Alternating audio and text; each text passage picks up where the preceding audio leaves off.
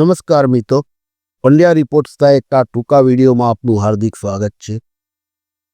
22 તારીખથી 22 સપ્ટેમ્બરથી ગુજરાતનો અને વિશ્વનો સૌથી મોટો મહોત્સવ અને નવરાત્રિ નૃત્ય મહોત્સવ આપણે એને કહીએ તો પણ કંઈ અતિશયોક્તિ નથી। નવરાત્રિનો પ્રારંભ થઈ રહ્યો છે। નવરાત્રિ વિશે વધુ કંઈ કહેવાની જરૂર નથી અને શારદીય નવરાત્રિ જે આસો માસની નવરાત્રિનું શાસ્ત્રોની અંદર વિશેષ મહત્વ દર્શાવવામાં આવી છે। ત્યારે નવરાત્રિ કેમ મહત્વની બની રહે છે? ઘણા સમયથી આપણે જોઈએ છે કે નવરાત્રિ વિશે જે સોશિયલ મીડિયામાં કેટલાક લોકો એના વિશે બોલે છે, લખે છે, ગમે તેમ લખે છે, એ ખરેખર ખોટી વસ્તુ છે। ધર્મ પર અને કોઈની આસ્થા પર કદી કુઠારાઘાત ન હોય એ આ લોકો કોઈ પણ લખતું હોય એને સમજીએ।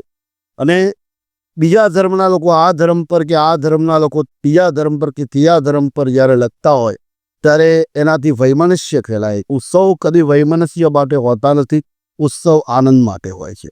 અને એમાં ખાસ કરીને નવરાત્રિ મહોત્સવ એ ખરેખર દુર્ગાની આરાધના, આદિશક્તિની આરાધના, નવદુર્ગાની આરાધનાનો દિવસ 1 થી 9 દિવસ એ દુર્ગાના અલગ અલગ સ્વરૂપ છે।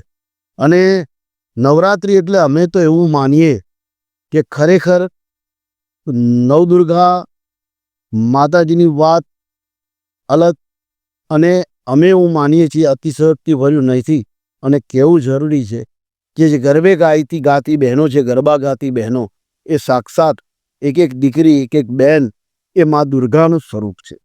નવરાત્રિ એટલે એનું સન્માન જળવાવું છે, એનું આત્મસન્માન જળવાય, એની આબરૂ જળવાય, એવું કામ આપણે કરવાનું છે નવરાત્રિ। અને એ આપણી જવાબદારી બને છે, કારણ કે આપણે શાસ્ત્રોમાં પણ જોઈએ છે કે ચંડમુંડ, મહિષાસુર અને આ બધા રાક્ષસો જ્યારે સર્વશક્તિમાન થઈ ગયા, દેવોથી પણ એમની શક્તિ અધિક થઈ ગઈ, દેવોને પણ નડતા ગાંઠતા, ત્યારે એક સ્ત્રી સ્વરૂપ દુર્ગાએ તેનું ખાત્મો બોલાવ્યો છે।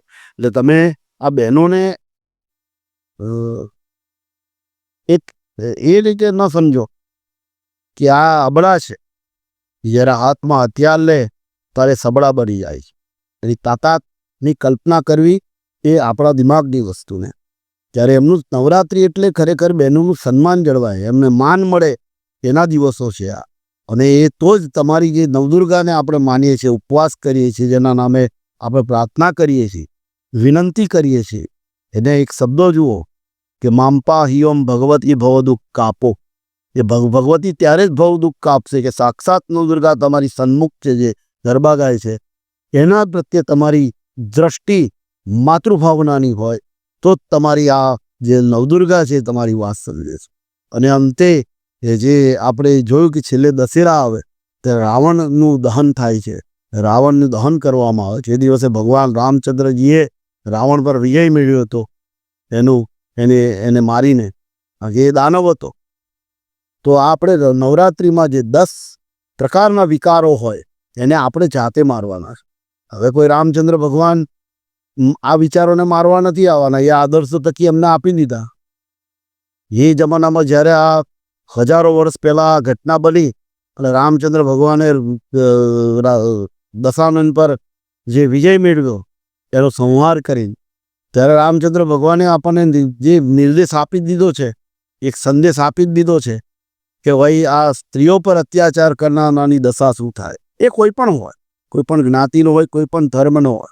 આપણે જોઈએ છીએ આપણા સમાજની અંદર, અખબારોની અંદર, અખબારના માધ્યમથી, સોશિયલ મીડિયાના માધ્યમથી, કે અન્ય સમાચારોના માધ્યમથી, કે વાતો સાંભળવા મળે એના માધ્યમથી, કે બહેનો પર, દીકરીઓ પર, સ્ત્રીઓ પર અત્યાચાર કોઈ ને કોઈ બાબતે થઈ રહ્યો છે।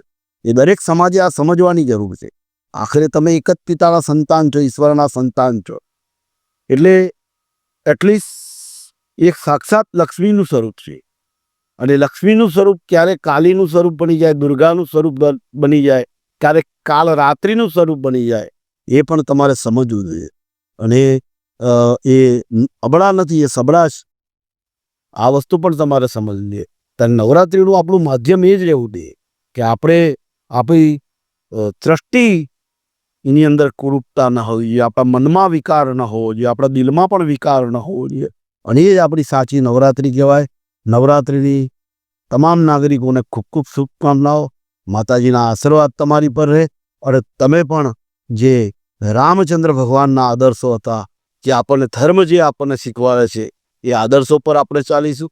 અને સૌને એક નમ્ર વિનંતી કે સોશિયલ મીડિયા અને જે તમારા હાથમાં 6-7-8 સાધન છે, એ તમારા ડેવલપમેન્ટ માટે છે, નહીં કે બીજાના માટે ખોટું લખવું, ખોટું ચિતરવું. એ કોઈ પણ ધર્મના હોય, આ સમજી લો. એનાથી વિખવાદ જ વધશે અને એનાથી શાંતિ તમને નહીં મળે. આ વસ્તુ સમજવાની દરેક વ્યક્તિએ જરૂર છે. ત્યારે ફરી નવરાત્રિની ખૂબ ખૂબ શુભકામનાઓ.